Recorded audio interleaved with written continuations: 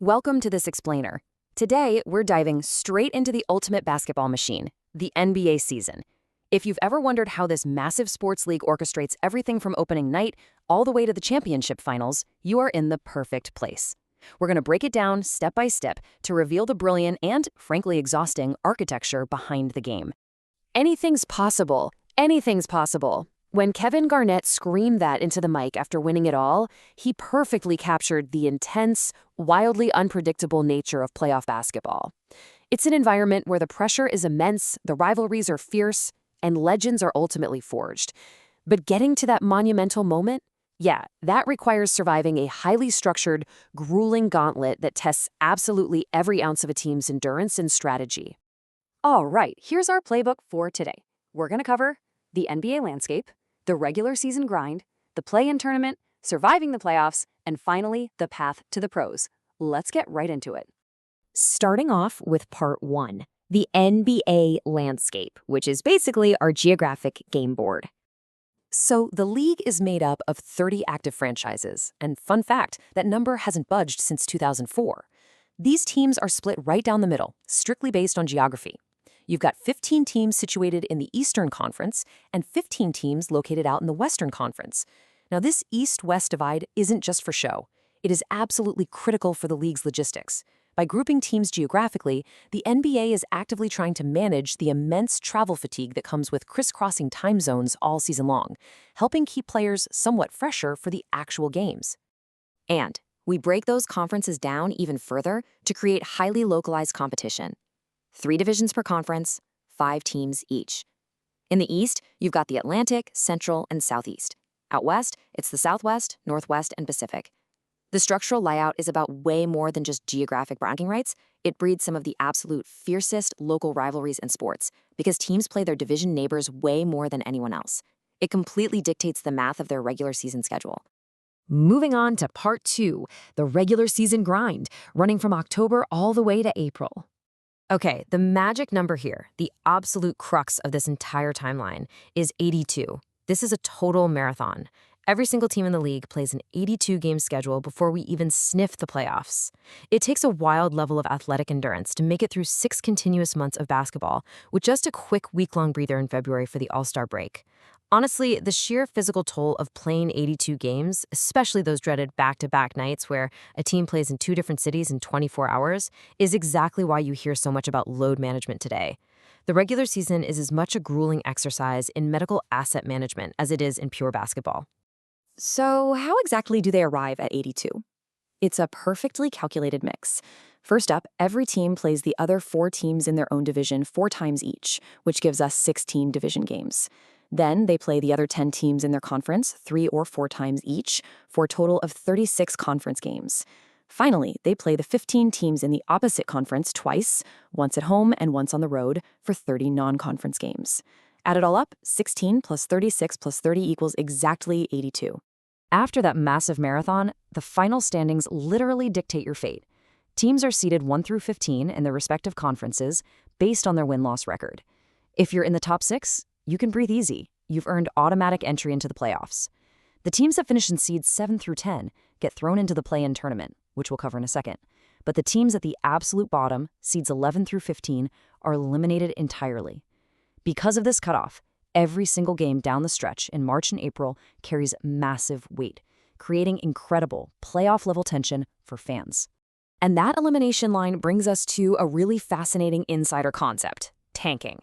Since the NBA generally rewards the teams with the worst records with better draft picks for the following year, a super weird phenomenon happens. Think back to the recent sweepstakes for generational talents like Victor Wembanyama or LeBron James back in the day. You literally had passionate fans actively cheering for their own eliminated teams to intentionally lose games late in the year. The whole goal is just to sink to the absolute bottom of the standings, boost their lottery odds, and stockpile better draft capital for the future. All right, part 3, the play-in tournament. Talk about do or die. So to explicitly fight off that exact tanking strategy and keep more teams competing until the bitter end, the NBA introduced this nail-biting layer in 2021. It's a quick bracket for those final 2 playoff spots. Step 1.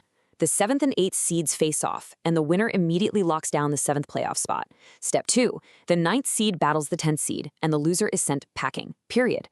Step 3 is the ultimate grudge match. The loser of that 7-8 game gets one last shot against the winner of the 9-10 game for the final 8th seed.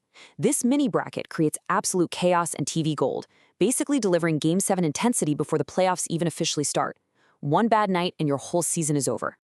Which leads us right into part 4, surviving the playoffs, where the real legends are forged. Now, unlike the NFL or college basketball's March Madness, which rely on single elimination games where a fluke victory can topple a giant, the NBA demands undeniable, proven dominance. Every single round of the playoffs is a best-of-7 series.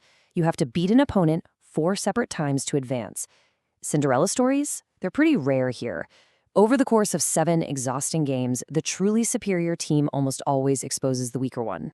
And this is exactly why the regular season grind matters so much. Home court advantage. Because a series can stretch to 7 games, the team with the better seed earns the right to host 4 of those games on their home floor, usually following a 2-2-1-1-1 travel format.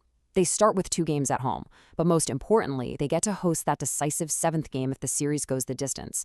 The psychological and logistical edge of sleeping in your own bed and playing in front of a screaming home crowd with everything on the line, it literally cannot be overstated. This entire war of attrition plays out across 4 grueling rounds, each taking about 2 weeks to complete. We kick off with the first round featuring all 16 teams. The survivors advance to the conference semifinals, then on to the conference finals to crown the absolute best team in the East and the West. Finally, we whittle our way down to the last 2 kings of the league who clash in the NBA Finals in mid-June to lift the ultimate championship trophy. Finally, let's look at part 5, the path to the pros. Where do these elite players actually come from? So unlike global soccer leagues, there is no system of promotion and relegation here. The 30 franchises are locked in, exactly the same year after year. Rather than rising through a club academy system, the vast majority of players are drafted or signed straight out of American NCAA college programs or international leagues during the summer. And because there's no relegation, being the worst team in the league doesn't trigger financial disaster. In fact, through the draft, hitting rock bottom is often the quickest, most strategic way to acquire a franchise-altering superstar without the ruin of dropping to a lower league.